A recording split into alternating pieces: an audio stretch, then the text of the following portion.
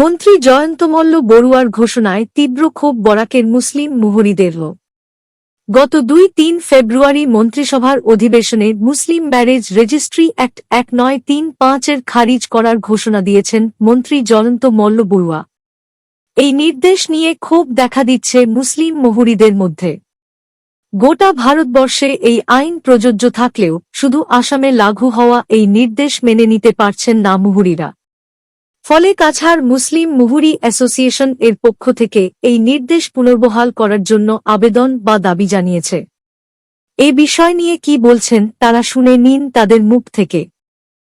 মাসে যে ধর্নাটা শুরু করছিলাম অক্টোবর কি কত 2023 অক্টোবরের আগে থেকে যে ধর্নাটা শুরু করছিলাম আমরা মানে আছিল যে আমরা সম্মানিকের পরিবর্তে আমরা মজুরি দেওয়া হইতো, আমরা সরকারি কর্মচারী হিসাবে স্বীকৃতি দেওয়া হইতো।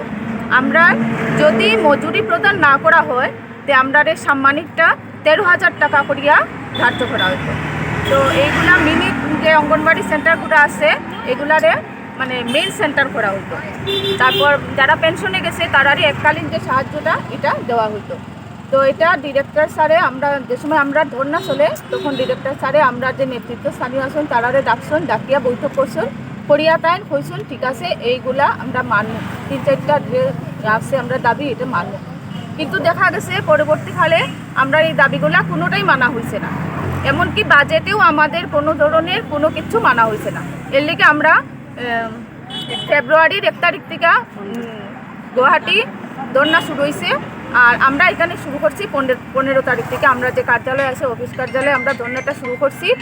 আমরা যদি এই দাবি পূরণ করা না হয় আমরা অনির্দিষ্টকালের লেগে এই ধর্নাটা যাইমু। আর যে ধর্নাটা আমরা আগেও দিছি পোষণ টেকার অন করতাম না, আমরা কোনো ধরনের কোনো কাজ করতাম না। তো আজকে এর লিগাই এখানে সব জমা হয়েছে। এইটা 15 তারিখ থেকে আমরা এখানে চলে আর চলতে থাকবো ধর্নাটা অনির্দিষ্টকালের লিগে এটা চলতে থাকবো যতদিন পর্যন্ত সরকার আমরা এই দাবি মানিয়া লইছে না। সরকার এত আমরা উপরে জুলুম করে সব ধরনের কাজ আমরা করলাম, একদম আয়ুষ্মান থেকে শুরু করিয়া আমরা যে বাচ্চারা অরুণোদয় পোলিও সব করলাম, কিন্তু সরকারের অন্যরা যে প্রত্যেক ডিপার্টমেন্টে কোনো ফ্যাসিলিটি নাই, কেনে ইউনাইজেশনও করতে হয় ফ্যাসিলিটি নাই কেনে। আমরা সরকারের কাছে এইটাই প্রশ্ন। আমার সবচেয়ে বেশি দুঃখ লাগে মামা আমরা আবদারে কথা কেনে মানিয়া নেই না। কারণ যে পাবলিকের দ্বারা ভোটে নিতে নির্বাচিত হইয়া স্থান বেতন 1 লাখ টাকা, হ্যাঁ স্থান বেতন 1 লাখ টাকা দিয়ে তার ঘর সংসার চলে। আমরা 6,500 বেতনে কেমনে ঘর চালাইমু?